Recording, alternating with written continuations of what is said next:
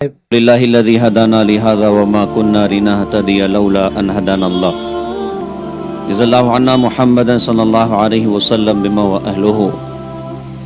محترم علماء کرام، بزرگوں، دوستوں، عزیز دینی بھائیوں، اللہ تعالیٰ قرآن پاک میں ایک بڑا پیارا اور عجیب سا مطالبہ اپنے بندوں سے فرماتے ہیں. وہ مطالبہ یہ ہے کہ وَلَا تَمُوتُنَّ إِلَّا وَأَنْتُمْ مُسْلِمُونَ. فرمایا کہ تمہیں موت نہ آئے مگر اس حال میں کہ تم مسلمان بن کر مرو. تو کیا مطلب ہے؟ علماء فرماتے ہیں کہ جیو مسلمان بن کر، تب تو مرو گے مسلمان بن کر. ہمارا کوئی ملک الموت سے ایگریمنٹ نہیں ہے کہ میں خباب مسجد میں فجر کی نماز میں سجدے میں جاؤں گا تب مجھے لینے آنا. وہ بازار میں آ سکتا ہے، وہ دکان پر آ سکتا ہے، کارخانے میں آ سکتا ہے، بستر پر آ سکتا ہے. آگے بڑھ کر کہوں کہ نوٹ موچتے موچتے بھی ملک الموت آ سکتی ہے. آپ اس بات پر غور کیجئے گا کہ کوئی بندہ فجر کی نماز میں سجدے میں ہو اور ملک الموت آ جائے تو شاید مسلمانوں میں کوئی بندہ ایسا نہ ہو جس کو اس کی ولایت پہ شک ہو. ہر بندہ کہے گا یار یہ تو سجدے کی حالت میں دنیا سے رخصت ہو گیا، بہت بڑا ولی آدمی تھا. اس کے برخلاف کوئی بندہ اپنی دکان پہ بیٹھا، وہ تجارت کر رہا ہے اور مقدر یہ ہے کہ پیسے موج رہا ہے اور پیسے موجتے موجتے ملک الموت آ جائیں تو اب شاید لوگ زبان سے نہ کہیں لیکن دل میں کہیں گے یار یہ تو پیسہ موجتے دنیا سے چلا گیا. تو میں یہ عرض کرتا ہوں اللہ کی دی توفیق سے کہ ہمارے نبی کا دین ایسا ناقص نہیں ہے کہ سجدے میں مر گئے تو جنتی ہیں اور پیسے موجتے موجتے مر گئے تو جہنمی ہیں.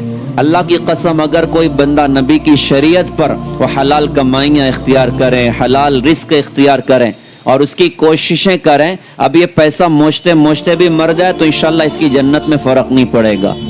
دنیا جو چاہے سوچے. حضرت محمد صلی اللہ علیہ وسلم کا فرمان پڑھیے گا کہ ایک سچا امانت دار تاجر، اس کا حشر کس کے ساتھ ہوگا؟ فرمایا وہ تو نبیوں کے ساتھ حشر کے میدان میں کھڑا ہوگا، صدیقین کے ساتھ حشر کے میدان میں کھڑا ہوگا اور شہداء کے ساتھ میں حشر کے میدان میں کھڑا ہوگا. تو تاجر ماشاءاللہ وہ عبادت کے ساتھ پیسے بھی تو کما رہا ہے نا، وہ پیسے بھی کما رہا ہے لیکن اپنی تجارت میں یہ آزاد نہیں، یہ پابند ہے، یہ امانت دار ہے، یہ سچا ہے، اس نے دھوکہ نہیں دیا، فراڈ نہیں کیا، اس نے خیانت نہیں کی. آج یہ لاکھوں کروڑوں اس نے کمائے لیکن دنیا حاصل کرنا اور پیسے حاصل کرنا اس کو آخرت کی دوڑ میں پیچھے نہیں کر سکتا. اللہ پاک اس کو حشر کے میدان میں نبیوں کے ساتھ اللہ پاک جگہ عطا کرے گا. تو ہمارے نبی کا دین ایسا شاندار ہے جس نے ہمیں صرف مسجد کی چار دیواری نہیں سکھائی. ہمارے نبی کے دین میں ہم کو بازار میں کھڑے ہونے کا راستہ بھی بتایا، اس کا طریقہ بھی بتایا. زندگی کے کسی موڑ پر، کسی گوشے میں، کسی موقع پر حضرت محمد صلی اللہ علیہ وسلم نے اپنی امت کو لاوارث نہیں چھوڑا، محتاج نہیں چھوڑا.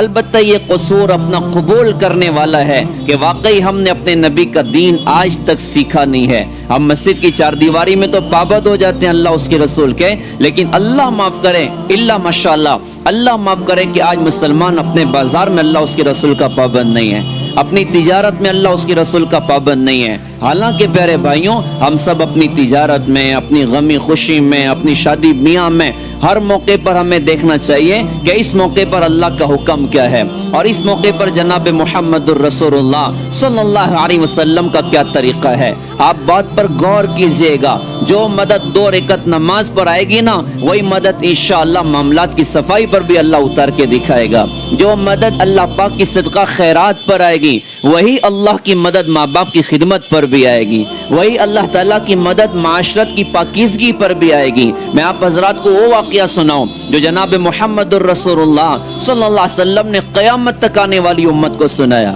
آپ نے بنی اسرائیل کے 3 لوگوں کا واقعہ سنایا. واقعہ یہ تھا کہ 3 لوگ سفر میں نکلے، بارش شروع ہو گئی، جنگل کا سفر تھا.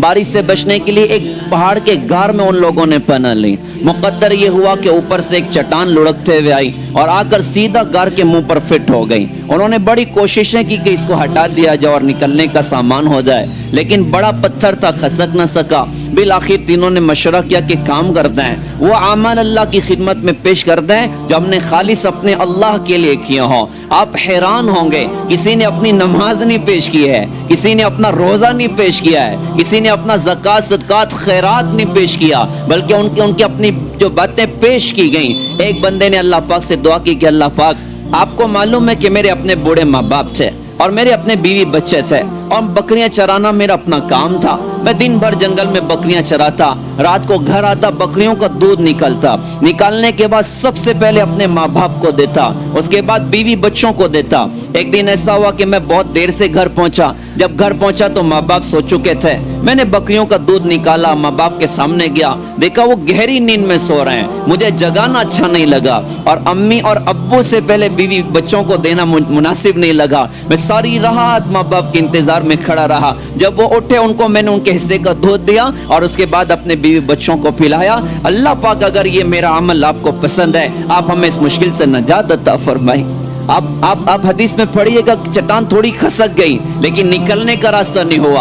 अब दूसरा बंदा वो अल्लाह पाक से कहने लगा कि अल्लाह पाक आपको पता है मेरी एक चचाजाद बहन थी, मुझे उससे बड़ा ताल्लुक था, मैं चाहता था किसी तरह वो मेरे पास आ जाए, करीब आ जाए, लेकिन वो तैयार ना होती थी। एक दिन फक्र फाके ने उसे बहुत मजबूर किया। वो मेरे पास आई कि भाई देख बहुत मुश्किल में हो, परेशान हो, मेरी मदद कर दे। मैंने सोचा मौका अच्छा है, मैंने कहा ठीक है मुंह मांगी कीमत दूंगा, लेकिन पहले मेरी ये चाहत पूरी होनी चाहिए। वो अल्लाह की बंदी मुश्किलों में तैयार हो गई। जब मैं करीब पहुंचा तो उसने कहा कि देख अल्लाह से डर, ऐसा न कर, अल्लाह मुझे आपका ख्याल उस तन्हाई में आया। मैंने उससे कहा कि ठीक है मैंने तुझे छोड़ दिया, तो पैसे भी लेके चली जा। और वो रुखसत हो गई। मैंने उससे 1 रुपया वापस नहीं लिया, ढेर सारे पैसे दे दिए। अल्लाह ताला अगर ये गुनाह से बचना आपको पसंद आया हो, आप हमें इस मुश्किल से नजात अता फरमाइए। चट्टान और खसक गई। अब तीसरा बंदा, उसने अल्लाह पाक से कहा कि अल्लाह पाक आपको पता है कि मेरे पास मजदूर काम करते थे। एक मर्तबा एक बंदा आया और दिन भर आके काम किया, मजदूरी लिए बगैर ही चला गया। मैंने उसकी पेमेंट को किनारे रख दिया और काफी दिन उसका इंतजार किया। जब वो ना आया तो मैंने उसके पैसे कारोबार में इन्वेस्ट कर दिए। उस कारोबार में इतनी बरकत हुई कि पूरी की पूरी वादी और पता नहीं क्या क्या उसकी बरकतों से हुआ। वो काफी दिनों के बाद मेरे पास है, आकर कहा कि भैया मैं बहुत परेशान हूँ, मैंने तेरे यहाँ पर एक दिन काम किया था, आज मुझे मेरी उजरत दे दे। मैंने उससे कहा कि देख तू आया नहीं, मैंने तेरे पैसे इन्वेस्ट किए हैं, वो इतना बढ़ गया, सारा का सारा माल तेरा है। वो सारा का सारा लेके गया, 1 रुपया नहीं छोड़ा, और अल्लाह मैंने आपके लिए उसका सारा माल उसको वापस लौटा दिया। आज तो आदमी कहता किसका लौटाया, तेरा लौटाऊंगा, और यूं कहते कितनी ताकत है निकाल के दिखा दे। ठीक, आज सामने वाला बंदा कमजोर है, नहीं कर सकता, अल्लाह की कसम क़यामत के मैदान में ये ताकतवर होगा, क्योंकि इसके साथ अल्लाह होंगे और अल्लाह अपने कुदरत से निकाल के दिखाएगा। उलमा ने किताबों में लिखा है 1 रुपया किसी का बाकी होगा, 750 मकबूल नमाजें उसके बदले में देनी पड़ जाए। का वो सारा ले गया और मैंने आपकी रजा के लिए दिया। अगर अल्लाह ये अमल पसंद है, हमें इस मुश्किल से नजात अता फरमाइए। वो चट्टान पूरी खसक गई और तीनों बाहर निकल गए। किसी ने नमाज नहीं पेश किया, रोजा नहीं पेश किया, ज़कात नहीं पेश की है, अपने अखलाक को पेश किया, अपनी माशरत को पेश किया, अपने मामलात का दीन पेश किया। आज जरूरत है कि हम अपनी जिंदगी में नबी वाले आमाल और उनकी तालीमात को जगह दें। तिजारत में आगे बढ़ें, कारोबार में आगे बढ़ें, लेकिन अमानतदारी के साथ, दयानतदारी के साथ, सच्चाई के साथ। ये सब इम्तिहान की शक्लें हैं कि हम बड़े बिजनेसमैन हैं, हम बड़े ताजिर हैं, लेकिन असल इम्तिहान हमारा अपना आखिरत में अपने अल्लाह को देना है। लिहाजा हम सब नियत करें इंशाअल्लाह कि अपनी जिंदगी में अमानतदारी, दयानतदारी, सच्चाई, इसके साथ इंशाअल्लाह जिंदगी गुजारेंगे। अल्लाह दुनिया में भी हमें नवाजेगा, अल्लाह आखिरत में भी हमें नवाजेगा।